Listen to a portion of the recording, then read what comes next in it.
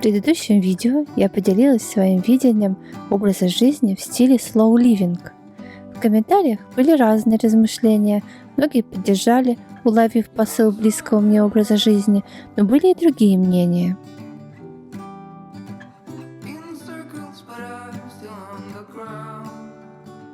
Некоторые утверждали, что такого образа жизни можно придерживаться только будучи обеспеченным человеком, имеющим возможность ничего не делать, а праздно проводить время. Если рассматривать философию slow living, то это не просто отказ от всех дел, а вдумчивое и спокойное их выполнение.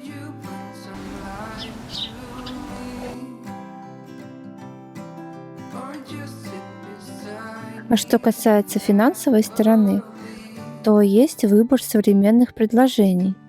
Меня заинтересовало направление коттедж-кор. Если бы у меня сейчас стоял вопрос о постройке загородного дома или домика, то я бы выбрала это направление. И вот сейчас расскажу почему.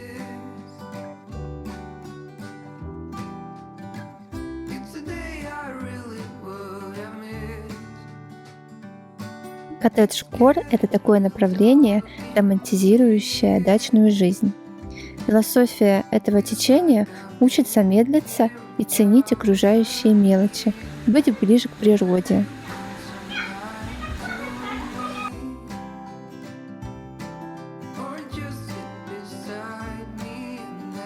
Тенденция зародилась на Западе. Люди, уставшие от постоянной суеты и гонки за лучшей жизнью, выбираются из города в свои маленькие, но очень уютные домики и живут скромной, но не лишенной красоты жизнью.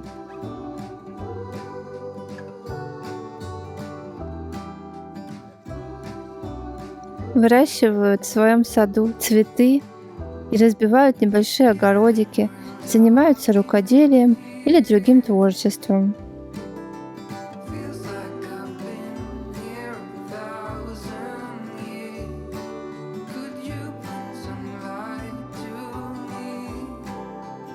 Если взять наш край, то Лев Толстой восхищался деревенским укладом с ее бескрайними полями и лесами.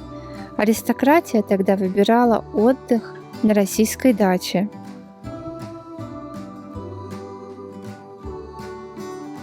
Все это объединяет любовь к природе.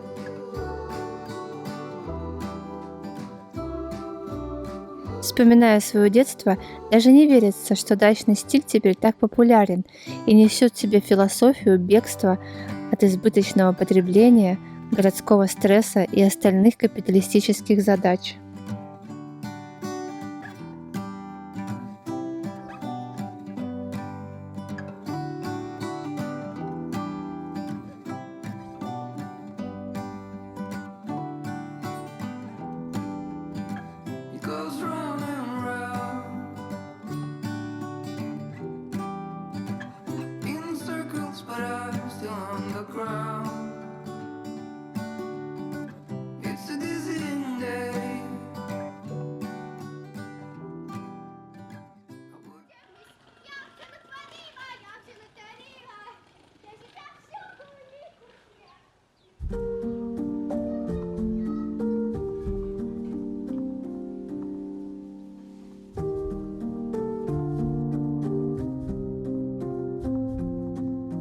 Наблюдая за развитием данного направления, я поняла одну вещь, что не обязательно иметь большой дом, можно уютно организовать свою жизнь в небольшом домике. Если пройти по хэштегу коттеджкор, например, в Инстаграме, то можно увидеть множество фотографий людей, которые выбрали для себя данное направление и стараются жить в соответствии с этой философией.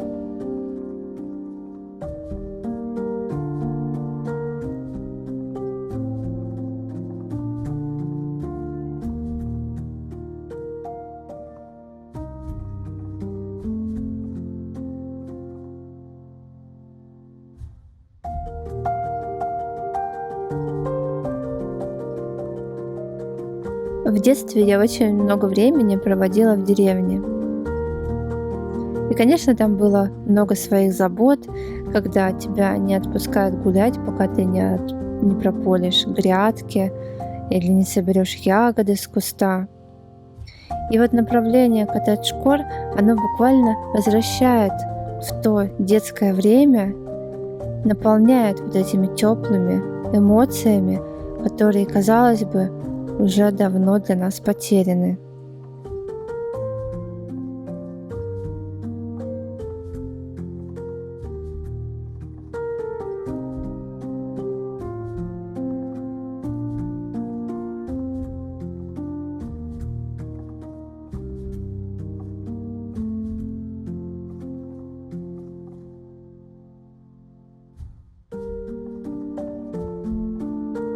И есть особая ценность в таких, казалось бы, простых вещах, как наблюдать за природой, читать, вести дневник, ухаживать за садом, гулять по лесам и полям.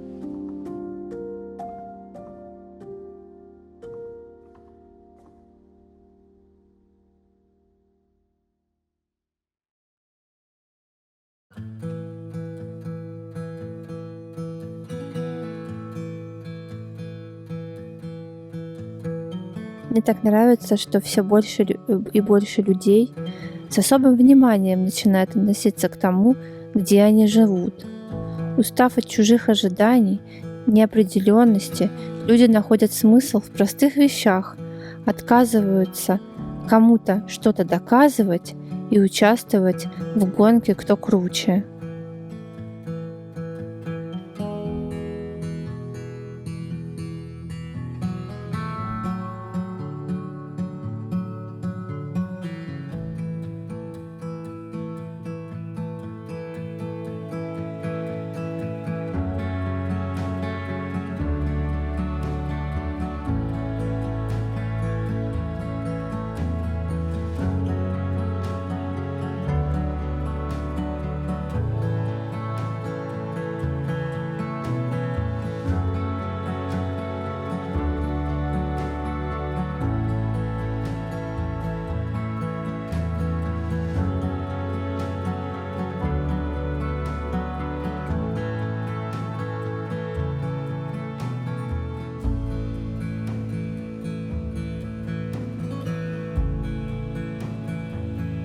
Если вас заинтересовал какой-то рецепт из сегодняшнего видео, дайте знать в комментариях, и я планирую добавить их в отдельные записи на мой сайт.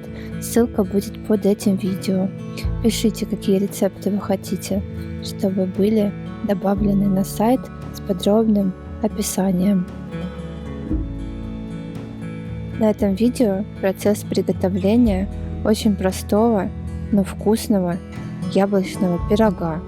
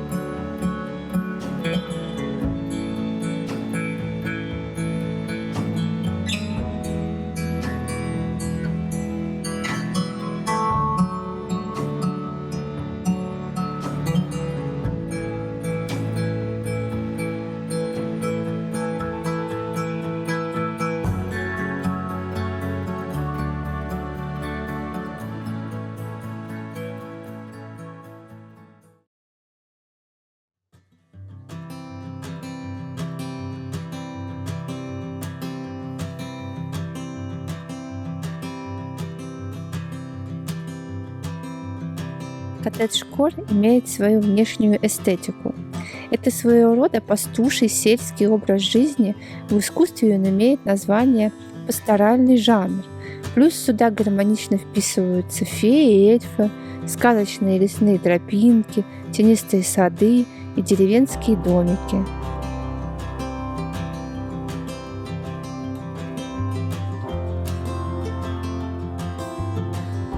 Неотъемлемыми атрибутами, конечно же, являются деревенские платья исторического стиля, объемные юбки, вязаные кардиганы, ленты в волосах, корзины и плетеные сумки, посуда в цветочек, хорошенькие загородные домики.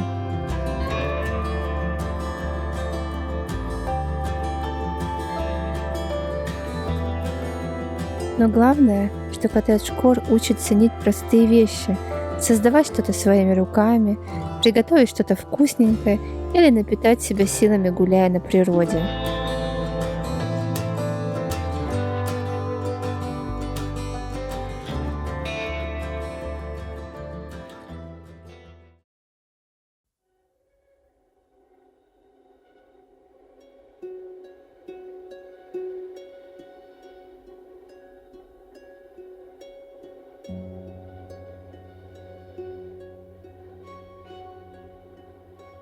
Жизнь в стиле slow living и коттедж-кор — доступная альтернатива для обретения гармонии с собой и окружающей средой.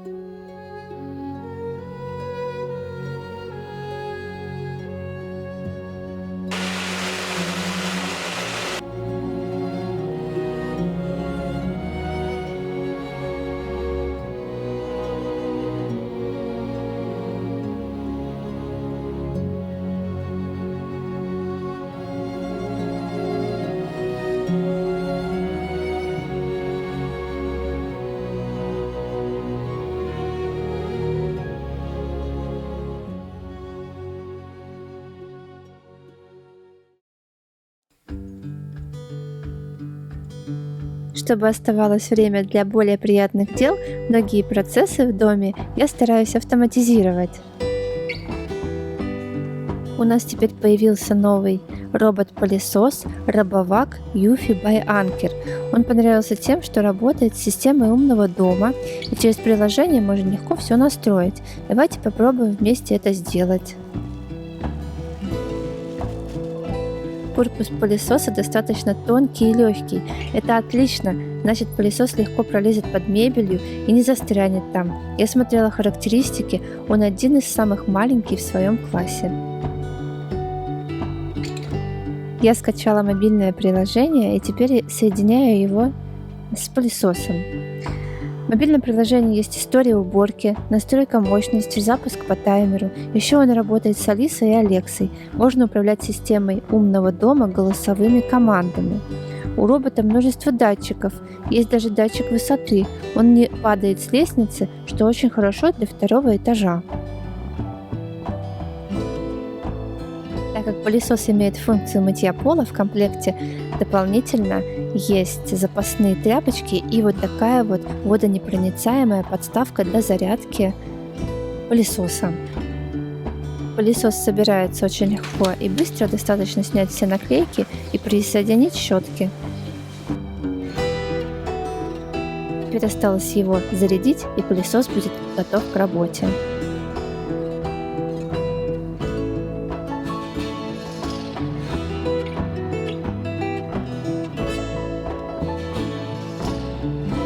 Благодаря функции сухой и влажной уборки робот избавляет вас сразу от двух рутинных работ. Сверхмощное всасывание 2000 ПА собирает больше мусора, а модуль мытья полов добавляет завершающий штрих.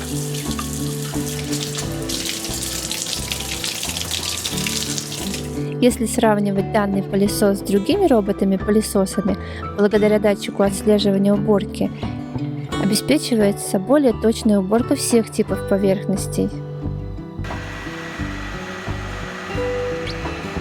Данная модель без труда заезжает на ковер, проезжает под разной мебелью, а также очень тихо работает, что для меня очень важно.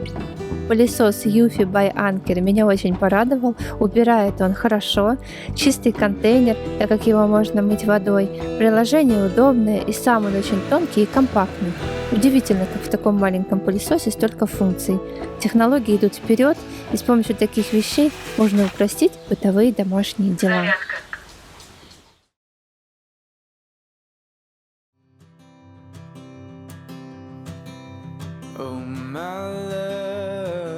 Городским прогулкам я обычно предпочитаю загородные. Но когда по делам бываю в городе, не упускаю возможность полюбоваться красивыми, хоть и людными местами.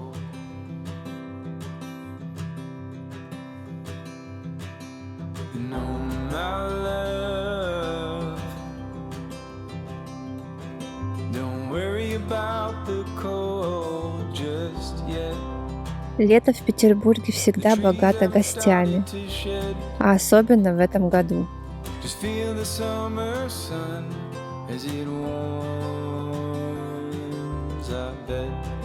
С тех пор, как я начала замечать естественный ритм жизни и смены сезонов, опираясь на колесо года, моя жизнь стала меняться. В июне мы встречаем праздник летнего солнцестояния, самый длинный день в году. Называется он так, потому что в эту дату создается впечатление, будто солнце стоит на месте. У нас в Санкт-Петербурге можно наблюдать такое явление, как белые ночи. Это своего рода затянувшиеся до утра сумерки.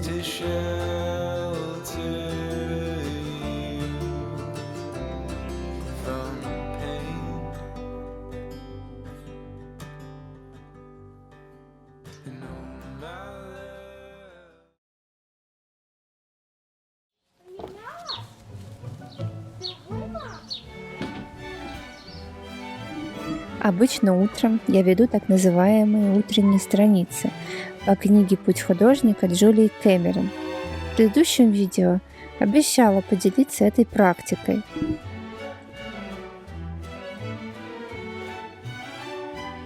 Изначально утренние страницы создавались, чтобы открыть в человеке творческое начало, погрузившееся в сон.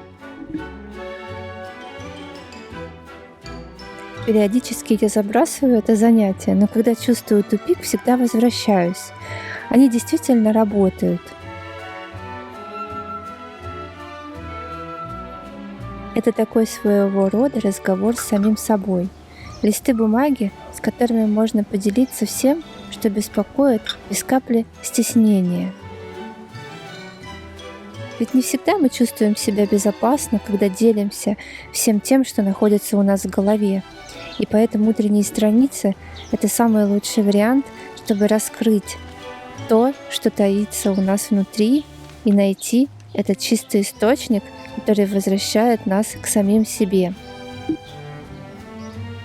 Самое худшее, что мы можем для себя сделать, это отказаться от творчества, ведь жизнь — это чистая творческая энергия. Невидимая, неиссякаемая творческая сила, которая служит основой жизни. Мы и сами представляем собой творение и должны, в свою очередь, продолжать созидание посредством собственного творчества. Такая практика, как утренние страницы, возрождает творчество в нас. Более подробно про эту практику можно почитать в книге «Путь художника» Джулии Кэмерон. Я думаю, что эта книга, она несет в себе очень глубокий смысл.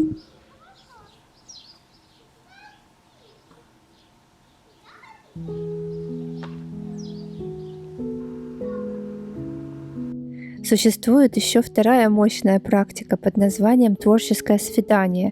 Я его практикую реже, но это еще более вдохновляющее занятие.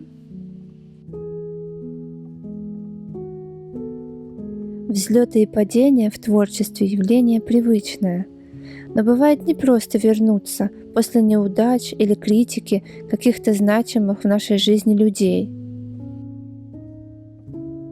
Заниматься творчеством без оглядки на других — нелегкая задача, когда мы только-только начинаем. Как правило, нам необходима поддержка людей, которые скажут тебе, что у тебя все получится, попробуй, дерзай, у тебя все вышло замечательно. Но общество устроено так, что первые такие неловкие шаги в творчестве оцениваются со стороны очень строго, что очень ранит людей, которые только-только начинают свой творческий путь.